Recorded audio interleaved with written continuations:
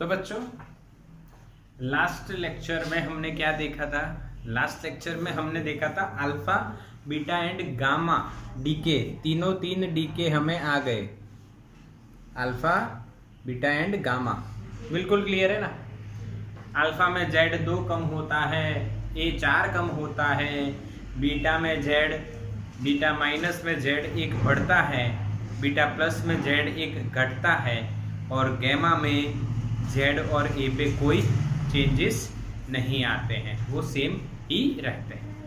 ठीक है, उसके सम्स भी हमने कल देखे थे। क्या आपको वो सारे सम्स याद हैं?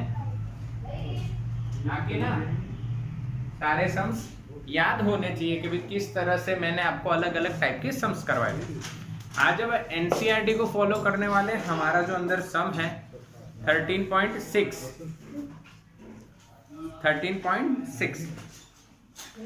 we are given the following atomic masses: uranium, helium, thorium, hydrogen and protactinium. इन सभी के मासेस आपको एटॉमिक मासेस गिवन है। ओके, और क्वेश्चंस पूछे हैं दो। पहला, calculate the energy release during the alpha decay of uranium 90 to 238। पहले ये सॉल्व करते हैं किस तरह से करना है, आइए। पर इससे पहले मैं आपको एक और लॉजिक बता देता हूं जो आपको समझना है, इधर देखना है। आइंस्टाइन ने क्या बताया था? मास can be converted into energy and energy can be converted into mass. यानी इसका मतलब क्या हुआ? अगर हमारे पास डेल्टा एम मास है तो कितनी एनर्जी होगी? Delta M C square. यानी कि मास में अगर डेल्टा एम जितना चेंज हो रहा है तो एनर्जी कितनी होगी बच्चों? Delta M C square. Yes और नो? तो अब हम क्या कर रहे हैं ये देखो। अगर मैं इसको 1U मान लूं तो उसके इक्विवेलेंट एनर्जी कितनी मेगा ईवी होगी? ये अगर मैं फाइंड कर लूं तो इससे फायदा क्या होगा बच्चों? इससे फायदा ये होगा कि आपको डेल्टा एम सी स्क्वायर बार बार करने की कोई जरूरत नहीं रहेगी। डेल्टा एम सी स्क्वायर बार बार करने की कोई जरूरत नहीं रहेगी। सिर्फ आपको डेल्टा एम फाइंड करना है, कितने यू है, और उसको ई से मल्टीप्लाई कर देना है। तो यहाँ पे जो वैल्यू होगी उससे मल्टीप्लाई कर दोगे, आपको सीधा आंसर मिल जाएगा। हाँ, मैं आपको प्रूव करके बताता हूं, आप इस पे चिंता मत कीजिए। अभी यहां पे इक्वेशन ये है कि अगर डेल्टा एम 1U है तो एनर्जी कितनी मेगा ईवी होगी? ये इक्वेशन हम पहले सॉल्व करते हैं। डेल्टा एम 1U है तो एनर्जी कितनी होगी? क्योंकि इस एग्जांपल में अगर आप देखो ध्यान से तो आपको क्या दिखता है? यहाँ पे आपको जो मासेस दिए हैं वो U में दिए हैं। किस में दिए हैं बच्चों? U में दिए हैं। तो U में जो मासेस दिए हैं तो उनका डिफरेंस भी किस में आएगा? U में आएगा। तो जो U में डिफरेंस आएगा वही आपको मिल गया। तो सिर्फ आपको ये वैल्यू से मल्टीप्लाई करना, you will get the energy. ठीक, तो स्टार्ट करते हैं, समझो किस तरह से। तो पहले हम एनर्जी का इक्वेशन लिखेंगे, delta M C square. Delta m की जगह हम 1U लिखेंगे, सी की जगह 3 × 10⁸ का स्क्वायर लिखेंगे। 1U की वैल्यू कितनी होती है बच्चों? 1.66 × 10⁻27 इंटू 3 का स्क्वायर 9 इंटू 10⁸ 2 जा 16। ये बच्चों आंसर किस में आ रहा है? जूल में। किस में आ रहा है? जूल में। किस में आ रहा है? जूल में। अब आपको किस में आंसर लाना है? Mega EV. तो जूल से ईवी में जाना है तो 1.6 × 10⁻19 से क्या करना है? डिवाइड। और 10⁶ लाए तो यहाँ पे भी 10⁶ से क्या करना है? डिवाइड। ये 10⁶ हुआ ना, तो उसी से डिवाइड करोगे तो यू विल गेट ईवी इन और मेगा ईवी। और यहाँ पे जो आंसर आएगा वो तो वही है 1.66 इंटू 10⁻⁻⁻27 इंटू 9 इंटू 10⁻16। ये आप सॉल्व करोगे तो आपको 933 समथिंग मिलता है, पर एनसीईआरटी के कई सम्स में 931.5 इस तरह से यूज किया होता है, इसीलिए मैं इसको लिखता हूं इतना मेगा ईवी। क्या समझ में आया? क्या समझ में आया बच्चों? हाँ के ना मैसेज करो fast. What is the energy equivalent to the mass of 1U? 931.5 mega EV. Message करो फास्ट। जूल से मेगा ईवी में जाने के लिए हमने क्या किया भाई? जूल से ईवी में जाने के लिए हमने 1.6 इंटू 10⁻⁻19 से डिवाइड किया, और यहाँ पे मेगा लाना है तो 10⁻6 से डिवाइड करना पड़ा, तो आंसर हमें मेगा ईवी में मिल जाता है। यानी आपको पता चल गया अगर मास डिफेक्ट 1U है तो answer is 931.5 mega eV. Answer is 931.5 mega EV. Yes और नो बच्चों? क्लियर और नॉट? हाँ बिल्कुल सही, बिल्कुल सही। यानी अब आप ऐसा याद रख लीजिए भाई, मेरे हिसाब से अगर आप याद रखना चाहते हो तो बढ़िया से कि भाई अगर आपको मिल जाए मान लो 5U, तो उसके इक्विवेलेंट एनर्जी कितनी होगी? डेल्टा एम अगर मैंने दे दिया 5U, तो आप कितना मल्टीप्लाई करोगे भाई? 5 into 931.5 you will get mega eV answer, energy मिल जाएगा। बोला है कि नहीं समझ में बच्चों? यस और नो? अगर आप यूनिट के साथ लिखना चाहते हो तो 5U इंटू 931.5 मेगा ईवी पर यू। एक यू की इतनी, तो इतने यू की कितनी, तो यू गया, यू विल गेट आंसर। क्या समझ में आया? हाँ कि ना मैसेज करो, फटाफट मैसेज करो। बिल्कुल सिंपल बात आप समझ रहे हो। हाँ, यानी अब बच्चों एक लॉजिक आप याद रख दो भाई कि अगर क्वेश्चन ऐसा दिया है तो आपको क्या फाइंड करना है? Delta M. किसमें फाइंड करना है? यू में। और फिर क्या करना है? एनर्जी के लिए जो डेल्टा एम की वैल्यू आएगी वहां पे आपको 931.5 मेगा ईवी से मल्टीप्लाई कर दो। अगर आप यूनिट लिखना चाहते हो तो यहाँ पे यू और इसका भी यू, तो यू कट हो जाएगा, you will get mega eV. Screenshot लो, ये कंसेप्ट उतार लेना और नोटबुक में नहीं टेक्स्ट बुक में ये लिख लेना। टेक्स्ट बुक में लिख लेना। चलो आगे बढ़ते हैं। हो गया स्क्रीनशॉट? हो गया कि नहीं? यस यस यस, चलो डन। चलो बढ़िया, तो स्क्रीनशॉट आपने ले लिया बच्चों। अब आगे बात करते हैं, आगे बात करते हैं, सम की बात करते हैं। हाँ के ना? चलो भाई लंबू जी,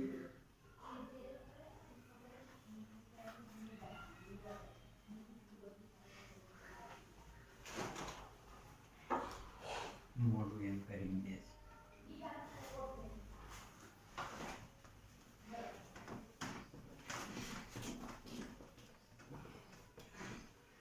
चलो, एक यू मास में कितनी एनर्जी? 931.5 mega EV. बस खत्म करो, इसको पूरा करते हैं हम। देखो सम करते हैं बढ़िया। यूरेनियम पहला क्वेश्चन है, एग्जांपल नंबर 13.6। और इस एग्जांपल को हम कैसे सॉल्व करेंगे वो देखो कि भाई यूरेनियम का अगर अल्फा डीके हो रहा है तो एनर्जी कितनी रिलीज हुई है? तो यूरेनियम 92238 में अल्फा डीके यानी 2He4। तो बच्चों यहाँ पे क्या मिलेगा? 90 234, और ये दिया हुआ है थोरियम। तो कितनी एनर्जी रिलीज होगी ऐसा निकालना है। तो रिलीज एनर्जी कितनी, ये पहला क्वेश्चन, 2 पार्ट में क्वेश्चन है। Q is equals to delta M C square. हालांकि इक्वेशन स्टार्ट हम ऐसे कर रहे हैं, बट हमें पता है हम लोग डेल्टा एम फाइंड कर लेंगे, यानी यूरेनियम का मास माइनस थोरियम का मास माइनस हीलियम का मास, ये यू में आंसर आएगा, into 931.5 mega eV by u करोगे, यस और no, you will get answer. Delta m कितना आ रहा है कैलकुलेशन से, 0.00456, 0.00456 into u into 931.5 mega eV पर यू गया भाई, तो you will get the final answer, that is 4.25 mega eV. क्या बच्चों समझ में आया रिलीज एनर्जी? हाँ, यस और नो। अब यहाँ पे देखो, कई बार आपको पूछेंगे कि रिलीज एनर्जी फाइंड करो, पर इसका मास ज्यादा है और इसका कम है दोनों का, इससे तो एनर्जी रिलीज होगी। मास डिक्रीजेस कन्वर्टेड इनटू एनर्जी, तो एनर्जी रिलीज हुई। बट मान लीजिए अगर ये मास ज्यादा होता और ये मास कम होता, तो एनर्जी यहाँ पे नेगेटिव आती, यानी एब्जॉर्ब हुई है। क्या बच्चों मेरी बात क्लियर है? अगर यहाँ पे नेगेटिव आंसर आता तो आप क्या कहते, एनर्जी रिलीज नहीं एब्जॉर्ब हो रही है। चलो इसमें बी भी है, देखो, so that uranium 9238 can not spontaneously emit a proton, यानी प्रोटॉन को एमिट नहीं कर पाएगा यूरेनियम, ऐसा बताइए। नहीं कर पाएगा ऐसा दिया है। अगर मैं आपको बोलूं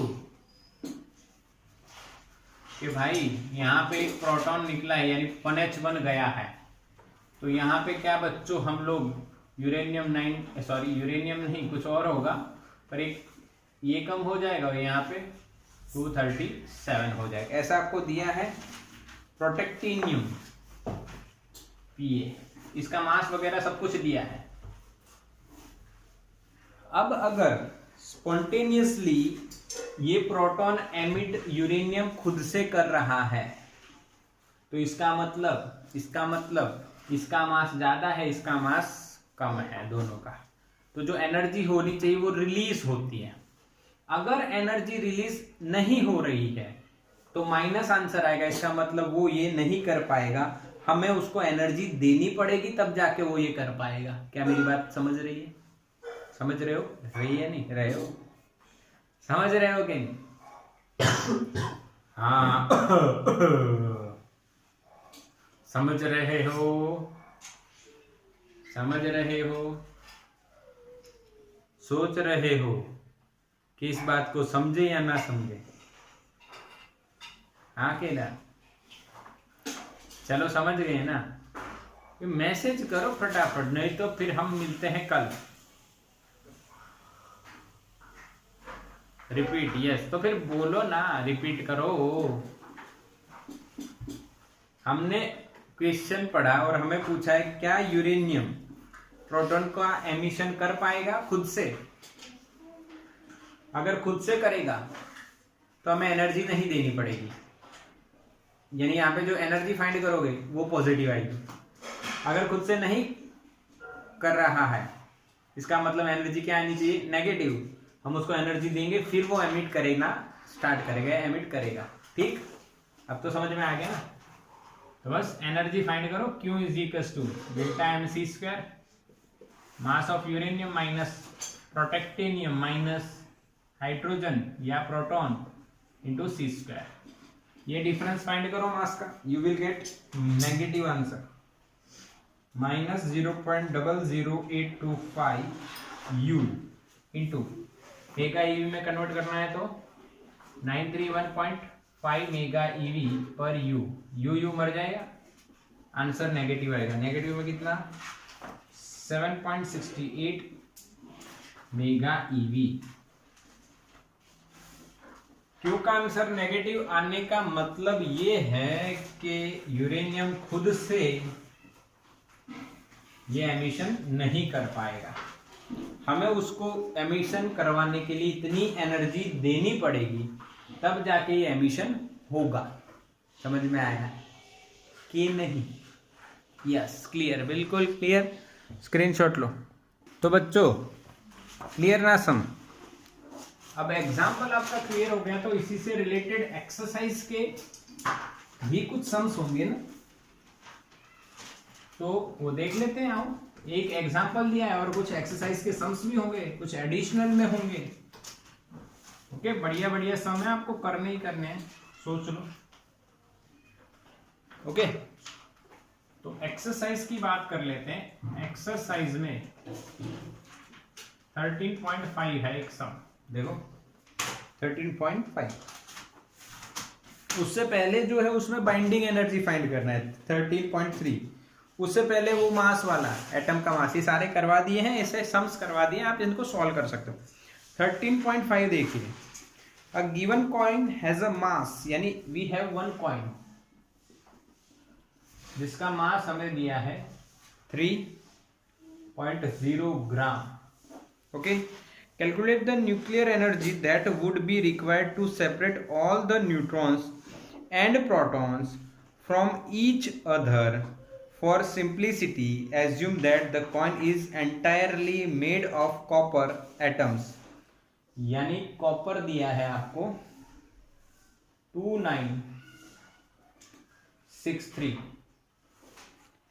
एटम्स, और ये कॉपर का एटम है, और उसका मास भी हमें दिया है, mass of copper that is 62.92960 U।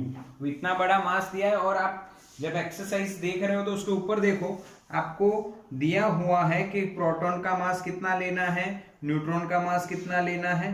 दिया है कि नहीं दिया है? बताइए, दिया है कि नहीं दिया है? ओके, यस यस यस, दिया है ना। देखो ऊपर, यहाँ पे सारी वैल्यूज आपको दी हुई है, यानी चिंता मत करो कि प्रोटॉन और न्यूट्रॉन का मास कहाँ से आएगा। हालांकि आपको याद हो, इसमें कोई बुराई नहीं है। न्यूट्रॉन का 1.00866 यहाँ पे लंबा दिया है, पर हम इतना याद रखते हैं, और प्रोटॉन का कितना 1.00783, और इलेक्ट्रॉन का कितना 0.000 क्या 000055, ऐसा हमने याद रखा हुआ है। चलो तो यहाँ पे सॉल्व करते हैं। क्या बोला है, क्या क्वेश्चन है कि सभी को सेपरेट करना है, प्रोटॉन और न्यूट्रॉन को। यानी देखो यहाँ पे ये कॉइन है जो 3 ग्राम का है, ठीक है। तो इसमें जो कॉपर है उसका बना हुआ है, यानी बहुत सारे प्रोटॉन होंगे। कितने प्रोटॉन होंगे? Z प्रोटॉन, उन सभी का मास होगा ZMP, और N न्यूट्रॉन होंगे, उनका मास होगा NMN। पक्का? यस। इससे एटम बना, और ये एटम जो है, यानी 3 ग्राम का जो एक एटम होता है उसके अंदर है, और ऐसा जो है उसका मास हमें दिया है एक कॉपर एटम का। बहुत सारे एटम होंगे, बहुत सारे एटम होंगे 3 ग्राम में, 3 ग्राम में बहुत सारे एटम, और एक एटम का आपको मास दिया है MCU यहां पे। अब आप उनको सेपरेट करते हो, तो एक एटम की बात करो तो ZMP प्लस NMN जितना मास आप फ्री करते हो, फ्री स्टेट में मास। समझ में आया? ये कौन सा स्टेट हुआ बच्चों? Free state. याद आया? हाँ के ना? इसको हटा के मैं अगर एक एटम लिखूं, सिर्फ एक एटम, तो ये एक एटम है जिसका मास हमें MCU दिया है, एक एटम। और उसका मास अगर आप फ्री स्टेट करते हो उसको, तो ये बाउंडेड में से फ्री गया, यानी ये आप बंधा हुआ है और वहां से फ्री हुआ है, तो यहाँ पे मास डिफेक्ट आएगी। समझ में आ रहा है? उस मास डिफेक्ट के इक्विवेलेंट हमें एनर्जी निकालेंगे, तो एक एटम की मिल गई, तो इतने में कितने एटम, सीधा हिसाब। तो answer is equals to n into delta m c square. क्या बच्चों समझ में आया? यस और नो? n होता है m upon m not into n a into delta m हो जाएगा Z m p plus n m n minus m c u, और सी स्क्वायर की जगह आप क्या लिखोगे, 931 मेगा ईवी। इसमें सारी वैल्यू रखो, you will get the answer. हाँ के ना? एक एटम का Z29 है, तो 63 में से Z निकालोगे तो आपको N मिल जाएगा। N यहाँ पे जो आप रखोगे लगभग 34 मिलेगा। कितना मिलता है? 34 या कुछ और? सही है ना? 34 ही मिलेगा। बोलो सॉल्व हुआ कि नहीं क्वेश्चन? आप कहोगे सर इतना सिंपल था। यस, एक एटम को फ्री करने के लिए उसमें से सारे आप निकाल रहे हो, कौन? Proton and neutron. उनको सेपरेट करने के लिए कितनी एनर्जी देनी पड़ेगी भाई? डेल्टा एम सी स्क्वायर, ये आपको पता है। और यहाँ पे 3 ग्राम है, 3 ग्राम कॉपर है, तो 3 ग्राम अगर कॉपर है तो उसको किस तरह से, उसमें कितने एटम होंगे वो निकाल लो, तो m upon m not into n a. क्या बच्चों समझ में आया? मैसेज करो फास्ट, स्क्रीनशॉट ले लो। तो बच्चों बिल्कुल सिंपल सम है 13.5 एक्सरसाइज का। डेल्टा एम सी स्क्वायर निकालो एक एटम के लिए, और ऐसे बहुत सारे हैं 3 ग्राम में, उनका नंबर फाइंड करो, उसके से मल्टीप्लाई कर दीजिए। अब दूसरा है 13.12 एक्सरसाइज का ये सम देखिए, ये बहुत बढ़िया सम है। इसमें एक इक्वेशन आपको नया आएगा आपके लिए।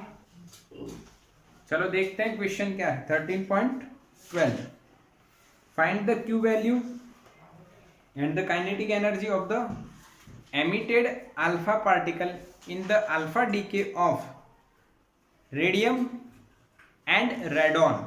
2 एलिमेंट दिए हैं, उनके मास भी दिए हैं, और उनमें से जो आउटपुट आएगा ना उसके मास भी दे दिए हैं क्वेश्चन में।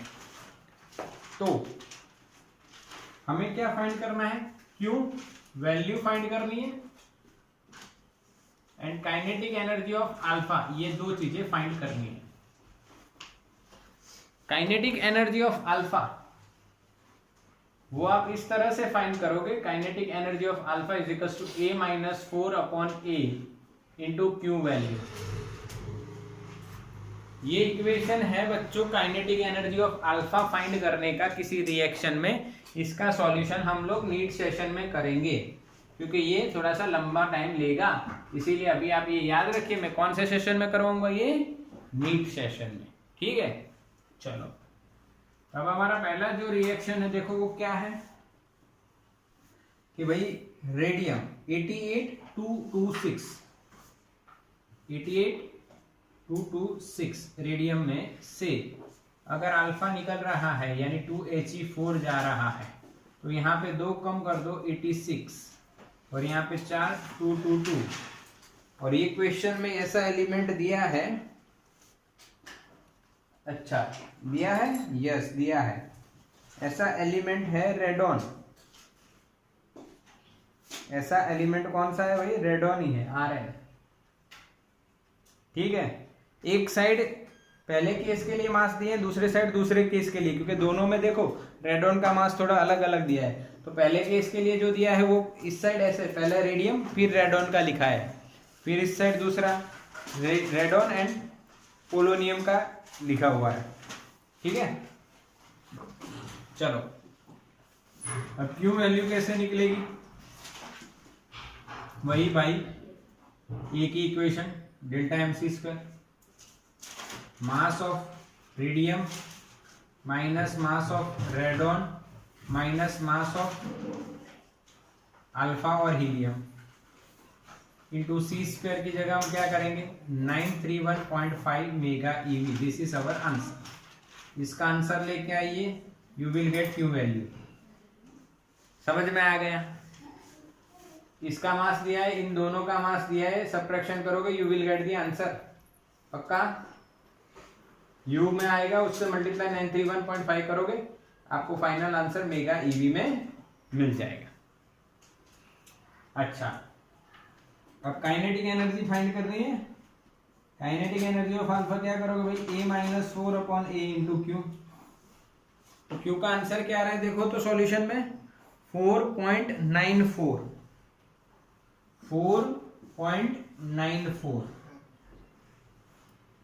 ये इसका सब्ट्रैक्शन करो, ये सारे मास हैं, और फिर ये आंसर आपको आता दिखेगा। a माइनस 4 यानी ए किसका लेना है, तो पेरेंट का लेना है। तो पेरेंट का कितना है बच्चों, 226 minus 4 upon 226 into 494 mega EV. You will gate 4.85 mega EV. 4.85 mega eV. क्या बच्चों समझ में आया क्वेश्चन? यस और नो? चलो दूसरा क्या है, तो कि दूसरा पूछा है उन्होंने रेडॉन का 86,220 दिया है। रेडॉन का 86,220 दिया है। अच्छा, इसमें अलग है और इसमें अलग है, ये आपको ध्यान नहीं देना है, ये अलग लॉजिक है, ये अलग लॉजिक है। ठीक है, इसमें से हीलियम यानी कि अल्फा गया, तो यहाँ पे 2 कम यानी 84, यहाँ पे 4 यानी 216। तो ऐसा एलिमेंट दिया है PO। यस, उसका भी मास हमें U में दिया है PO।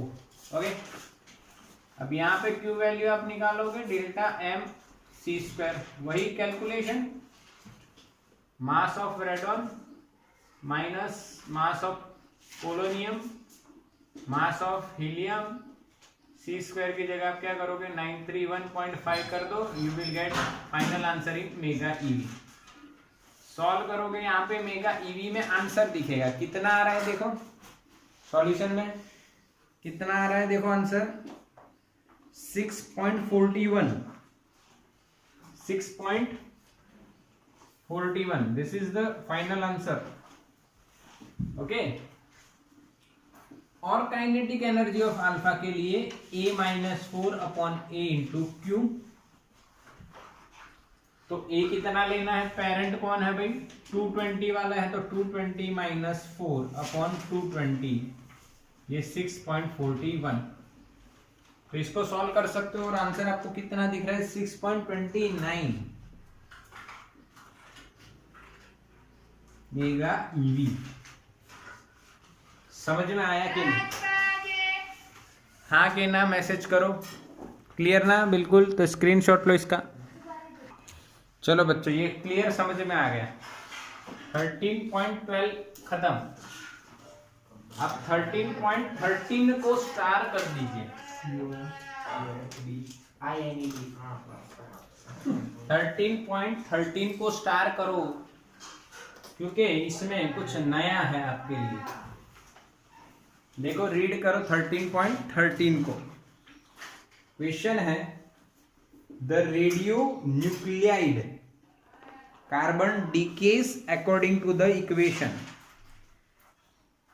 और उसका टाउ हाफ दिया है, the maximum energy of the emitted positron is 0.96 mega eV and given the mass of values, mass दिए हैं, calculate Q and compare it with the maximum energy of the positron emitted. यानी question में आपको एक word दिया है 13.13 में exercise का, रेडियो न्यूक्लाइड। न्यूक्लाइड क्या है, रेडियो न्यूक्लाइड। इसका मतलब इस सब में कुछ अलग है, अभी तक ऐसा कुछ दिया नहीं है आपको, अब ये पहली बार दिया है रेडियो न्यूक्लाइड। इसका मतलब क्या है, ये स्पेशल टाइप का एक एटम मान लो या न्यूक्लियस मान लो, जो सिर्फ प्रोटॉन एंड न्यूट्रॉन से बना हुआ है, उसमें इलेक्ट्रॉन नहीं आएगा, उसमें इलेक्ट्रॉन नहीं आएगा। और आपको एक प्रोसेस दी है, देखो लिख लो सब लोग। रेडियो न्यूक्लियाइड क्या है? स्पेशल काइंड ऑफ एटम और nucleus which contains only protons and neutrons, उसमें कोई इलेक्ट्रॉन नहीं होता है। तो आप सोचोगे सर इसमें बड़ी बात क्या है? ये 611 will gives boron 511 plus E plus और यहाँ पे न्यूट्रिनो दिया है, और इसका टाउ हाफ भी आपको दिया है और मासेस भी दिए हैं, और आपको क्यू वैल्यू निकालनी है। तो मैं आपको सॉल्यूशन में कहूं सर क्यू वैल्यू तो एकदम सिंपल है, डेल्टा mc स्क्वायर। तो मास ऑफ कार्बन दिया है माइनस मास ऑफ बोरॉन कर दो और माइनस मास ऑफ पॉजिट्रॉन कर दो, you will get the answer. आपको ऐसा लगेगा, but for nuclide you will get this answer wrong. Why? Because यहां पे न्यूक्लियाइड की बात की, इसका मतलब उसमें आपको किसका मास कैलकुलेट करना है? Only proton and neutron. तो इसमें जो आपको एटम का मास दिया है, उस एटम के अंदर मान लो ये एक एटम है, एटम के अंदर न्यूक्लियस यानी प्रोटॉन एंड न्यूट्रॉन होते हैं, और साथ में कौन होते हैं? इलेक्ट्रॉन्स भी होते हैं। यानी अगर आपके पास एटम का मास है और आपको न्यूक्लियाइड दिया है, तो आपको कैलकुलेशन ओनली फॉर न्यूक्लियस करनी है। तो यानी जो भी मास आपको एटम का दिया है, उसमें से मास ऑफ इलेक्ट्रॉन आपको निकाल के कैलकुलेट करना है। क्या बच्चों मेरी बात समझ में आ रही है? यस और नो? हाँ के ना?